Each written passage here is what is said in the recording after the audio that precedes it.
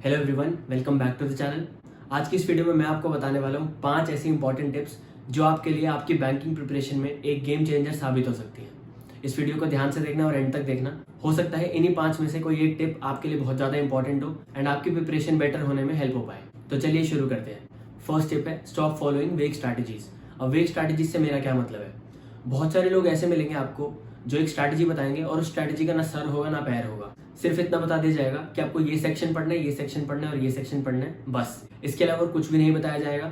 ना ये बताया जाएगा कि किस सेक्शन में कौन से पर्टिकुलर टॉपिक्स पे ज़्यादा टाइम देना है, किस टॉपिक को कहाँ से करना है, कितनी देर के लिए करना है और किस दिन तक करना है, कब तक करना है। और क्या कुछ ऐसा भी है जो इन पर्टिकुलर टॉपिक्स के अलावा आपको करना है जिससे कि आपकी प्रिपरेशन एनहांस हो पाए। तो ऐसी बहुत सारी स्ट्रैटेजीज आपको मिल जाएंगी जिनका कोई स्ट्रक्चर नहीं है, जिनमें आपको पता नहीं लगेगा कि कौन सा पर्टिकुलर टॉपिक किस दिन तक आपको कहाँ से पढ़ना है और उसके पीछे का रीजन क्या है। तो जब तक आपको ये चीजें पता ना लगे तब तक आप स्ट्रैटेजी को फॉलो मत करो। सिर्फ वही स्ट्रैटेजीज फॉलो करो जिनमें एक पर्टिकुलर स्ट्रक्चर हो, जिनमें पता हो कि इस दिन से इस दिन तक आपको ये पर्टिकुलर टॉपिक्स करने हैं, यहाँ से करने हैं और इसलिए करने हैं, ताकि आपको उसका बेनिफिट साफ दिखे और आप जज कर पाओ कि आपके लिए वो बेनिफिशियल है भी या नहीं। तो इसीलिए सिर्फ उन स्ट्रैटेजीज को फॉलो करना जरूरी है जिनका एक स्ट्रक्चर है। वही स्ट्रैटेजीज आपके स्मार्ट वर्क में हेल्प करेंगी, ना कि ऐसी स्ट्रैटेजीज जिनका कोई स्ट्रक्चर नहीं है। अब बात कर लेते हैं टिप नंबर 2 की, जो कि है what to read and what not to read. अब ये जो लोग स्ट्रैटेजीज प्रोवाइड करते हैं ये आके ये भी आपको बताते हैं कि आपको रीडिंग कहाँ से करनी है। कुछ लोग ऐसे मिल जाएंगे आपको जो ये बोलेंगे कि न्यूज़पेपर बिल्कुल भी नहीं पढ़ना, और कुछ लोग ऐसे मिल जाएंगे जो ये बोलेंगे कि सिर्फ और सिर्फ न्यूज़पेपर ही पढ़ना है। मैं इन दोनों बातों से एग्री नहीं करता। इस चीज़ को हम जनरलाइज बिल्कुल भी नहीं कर सकते। ये डिपेंड करता है कि आपका इंग्लिश में लेवल क्या है, उसके हिसाब से डिसाइड किया जा सकता है कि आपको क्या रीड करना चाहिए। एक तरफ वो लोग जिनकी स्कूल में इंग्लिश थी, जिन्होंने 10th-12th तक इंग्लिश पढ़ी है, उनको इंग्लिश के बेसिक्स क्लियर है, वो न्यूज़पेपर अगर रीड करेंगे तो उनको समझ आ जाएगा। और दूसरी तरफ वो लोग हो गए जिनकी स्कूलिंग इंग्लिश में नहीं हुई, जिन्होंने इंग्लिश बहुत कम लेवल पे पढ़ी है, जिनके इंग्लिश में कंसेप्ट भी उतने अच्छे भी नहीं है, और अगर वो न्यूज़पेपर पढ़ने लगेंगे तो उनको समझ नहीं आएगा। तो दोनों टाइप के लोगों के लिए अलग अलग चीज़ें आपको रीड करनी पड़ेंगी। अगर आप उस कैटेगरी में आते हो जब आपकी स्कूलिंग इंग्लिश में हुई है, आपको न्यूज़पेपर समझ आता है, आप अगर रीड करते हो तो आपको एक पैराग्राफ समझ आता है, उसका मतलब समझ आता है, तो आपको न्यूज़पेपर पढ़ने पर फोकस करना पड़ेगा। न्यूज़पेपर रीड करना है, एडिटोरियल रीड करना है। इस तरह से ही आपकी इंग्लिश स्पीड अच्छी हो पाएगी। और अगर कुछ चीज़ें ऐसी भी होंगी जो आपको न्यूज़पेपर में समझ नहीं आ रही, तो आप अगर उसको गूगल पे सर्च करोगे या कोशिश करोगे समझने की, तो आपको वो जल्दी समझ आएगा। इसीलिए आपको न्यूज़पेपर रीडिंग से डरना बिल्कुल भी नहीं है, आपको न्यूज़पेपर रीड करना पड़ेगा। और दूसरी तरफ वो लोग जिनकी स्कूलिंग इंग्लिश में नहीं हुई है, आपको कोई भी आर्टिकल, कोई भी टॉपिक पढ़ लेना है इंग्लिश का जिसमें आपको इंटरेस्ट हो, जो आपके इंटरेस्ट की फील्ड। जैसे कुछ लोग हो सकते हैं जिनको स्पोर्ट्स में इंटरेस्ट है, तो स्पोर्ट्स से रिलेटेड कोई भी एक आर्टिकल आपको दिख रहा है गूगल पे या किसी न्यूज़पेपर में भी, तो आप उस आर्टिकल को पढ़ो। क्योंकि जब आप वो आर्टिकल पढ़ोगे तो क्योंकि आपको उस टॉपिक में इंटरेस्ट है, आपको वो आर्टिकल समझ आने के ज़्यादा चांसेस हैं। और जब आपको वो आर्टिकल समझ आएगा तो आपको उसमें से कई ऐसे इंग्लिश के नए वर्ड्स, फ्रेजेस और सेंटेंसेस ऐसे समझ आएंगे जो आपने पहले कभी नहीं पढ़े थे, और आपको एक कॉन्फिडेंस बिल्ड होगा कि आप इंग्लिश अच्छे से रीड कर सकते हो और समझ भी सकते हो। इसके साथ आप कोई भी interesting novels and story books भी रीड कर सकते हो, जिससे कि क्योंकि एक स्टोरी लाइन होती है उसमें, तो आपको वो इंग्लिश समझने में आसानी होगी। इसलिए हम ये जनरलाइज नहीं कर सकते कि न्यूज़पेपर पढ़ना चाहिए या नहीं पढ़ना चाहिए। जिस भी कैटेगरी में आप फॉल करते हो उसके हिसाब से आपको रीडिंग करनी पड़ेगी। और इसी से रिलेटेड एक और प्रो टिप है, वो है लाउड रीडिंग करना। कोई भी आपको ये नहीं बताता कि आपको रीडिंग कैसे करनी है। मैंने ऐसे बहुत सारे लोग देखे हैं जो 2-2 महीने तक रीडिंग करते हैं ताकि उनकी इंग्लिश इंप्रूव हो पाए, रीडिंग स्पीड अच्छी हो पाए, लेकिन वो रीडिंग बोल बोल के नहीं करते, लाउड रीडिंग नहीं करते, और उस चीज़ का इतना अच्छा रिजल्ट नहीं आ पाता जितना आपको चाहिए। तो इसीलिए जब भी आप रीड करो, जो भी चीज़ आप रीड करो, उसको लाउडली रीड करो। आपको बोल बोल के रीड करना है ताकि आपको वो खुद सुनाई दे कि आप क्या पढ़ रहे हो, तभी जाके उसका बेस्ट रिजल्ट आ पाएगा। अब आ जाते हैं टिप नंबर 3 पे, जो कि है stop wasting time on vocabulary. आप में से बहुत सारे लोग ये सुन के शॉक हो रहे होंगे कि वोकैबुलरी पे टाइम वेस्ट थोड़ी होता है, वोकैबुलरी तो इंप्रूव होती है।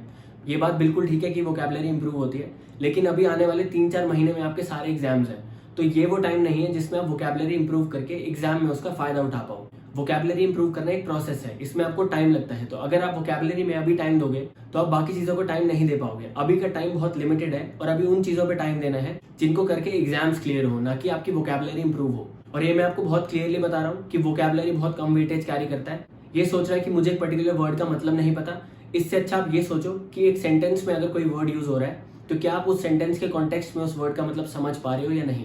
अगर आप उस सेंटेंस के कॉन्टेक्स्ट में उस वर्ड का मतलब समझ पा रहे हो और आप पूरा सेंटेंस समझ पा रहे हो, इतना आपके लिए इनफ है आपके एग्जाम्स में। इसलिए आपको वोकैबुलरी पे फोकस करने की ज़्यादा जरूरत नहीं है। फिर से बोल रहा हूँ, वोकैबुलरी इंप्रूव करना एक प्रोसेस है, इसमें टाइम लगता है। तो अगर आप अभी से वोकैबुलरी पढ़ना शुरू करोगे तो काफी टाइम लगेगा आपके वोकैबुलरी सिग्निफिकेंटली इंप्रूव होने में। इसीलिए अभी उसमें टाइम वेस्ट ना करके वोकैबुलरी पे काम तब करना जब आपके एग्जाम्स में 6 से 8 महीने का टाइम हो, तब जाके आप एग्जाम आने तक अपने वोकैबुलरी सिग्निफिकेंटली इंप्रूव देख पाओगे। अब आ जाते हैं टिप नंबर 4 पे, जो कि है लॉ ऑफ लीस्ट एफर्ट। इसका मतलब होता है कि आपके सामने 3-4 ऐसी पर्टिकुलर चीजें हैं जो आपको करनी है जिससे कि आपका एग्जाम क्लियर होगा, लेकिन आप क्या करते हो, उन 3-4 चीजों को छोड़ के आप 10 चीजें और ढूंढने लग जाते हो जिनसे एग्जाम क्लियर हो सकता है। तो ये चीज आपको अवॉइड करनी है, क्योंकि इस चीज में आप मैक्सिमम टाइम वेस्ट कर देते हो। लॉ ऑफ लीस्ट एफर्ट का मतलब ही यही है कि आपको सामने दिख रहा है कि 3-4 चीजें करके एग्जाम क्लियर हो सकता है, तो सिर्फ उन चीजों को करने पे फोकस करो, उन चीजों को करने में अपना टाइम यूज करो, ना कि आप 4 ऐसी और चीजें ढूंढो जिनसे एग्जाम क्लियर हो सकता है। जब आपको सामने 4 चीजें दिख रही हैं तो उसमें बिलीव करो और उसमें अपना हार्डवर्क और टाइम पुट करो। इसका एक एग्जांपल दे देता हूँ। करंट अफेयर्स पढ़ने के बहुत सारे सोर्सेज हैं, अनलिमिटेड अमाउंट ऑफ सोर्सेज हैं। मोस्टली लोग ऐसे होते हैं जो सोर्सेज ढूंढने में और फिक्स करने में ही सारा टाइम वेस्ट कर देते हैं। अगर आप कोई एक सोर्स फिक्स कर लो, उसमें आप पूरा टाइम लगाओ अपना, उसको ज्यादा बार रीड करो, उसके करंट अफेयर्स बार बार रीड करो, उसको याद करो, उसके ज्यादा मंथ्स के करंट अफेयर्स कवर करो, वो आपके लिए ज्यादा बेनिफिशियल होगा, इंस्टेड ऑफ कि आप 10 सोर्सेज ढूंढने में पहले टाइम वेस्ट करो, उसके बाद 10 सोर्सेज पढ़ने में टाइम वेस्ट करो।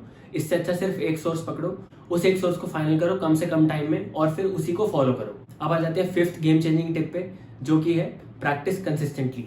कुछ लोग ऐसे होंगे जिनके पीओ मार्क्स में 70-80 मार्क्स आ रहे होंगे और ये सोच के वो लोग कॉम्प्लिसेंट हो जाएंगे। अब तक जो कंसिस्टेंटली पढ़ाई करते आए हैं उसको छोड़ देंगे और ये सोचेंगे कि अब तो एग्जाम क्लियर हो जाएगा क्योंकि अभी 70-80 मार्क्स आ रहे हैं। और दूसरी तरफ कुछ ऐसे लोग होंगे जिनके अभी तक मार्क्स में 50-60 मार्क्स ही आ रहे थे, लेकिन वो अभी भी अपनी प्रिपरेशन छोड़ेंगे नहीं, अभी भी कंसिस्टेंटली प्रिपेयर करते रहेंगे एग्जाम डे तक, हर रोज मॉक्स करेंगे और हर रोज अपने आप को इंप्रूव करने की कोशिश करेंगे। यही वो लोग होंगे जिनका आगे जाके सिलेक्शन होगा, जो लोग अभी से लेके एग्जाम डे तक भी कंसिस्टेंटली प्रैक्टिस करते जाएंगे। और वो लोग जो अभी 70-80 मार्क्स आने पे खुश होकर पढ़ाई छोड़ देंगे या पढ़ाई कम कर देंगे, वो लोग आगे जाके सिलेक्ट नहीं हो पाएंगे। ये बिल्कुल एक क्लियर चीज है। जो इंसान कंसिस्टेंटली एग्जाम डे तक पढ़ता रहेगा उसके सिलेक्शन के चांसेस इंप्रूव होंगे, चाहे वो अभी किसी भी लेवल पे हो। और जिसके भी 80 मार्क्स भी आ रहे हैं मॉक में, तो उसका कुछ भी नहीं कह सकते कि रियल एग्जाम में आप इतना अच्छा परफॉर्म कर पाओगे या नहीं कर पाओगे। तो इसीलिए आपको कंसिस्टेंटली प्रैक्टिस करनी है, चाहे आपके अभी 80 मार्क्स आ रहे हो, चाहे आपके 50 मार्क्स आ रहे हो। कंसिस्टेंटली प्रैक्टिस करोगे तो ही आप अपने कॉम्पिटिशन से आगे निकल पाओगे। तो ये थी वो 5 गेम चेंजिंग टिप्स जो आपकी प्रिपरेशन में आपकी बहुत हेल्प कर सकती हैं। आई होप आपको ये वीडियो अच्छी लगी होगी। जाते जाते वीडियो को लाइक करें, शेयर करें एंड चैनल को सब्सक्राइब जरूर करें। Thank you so much.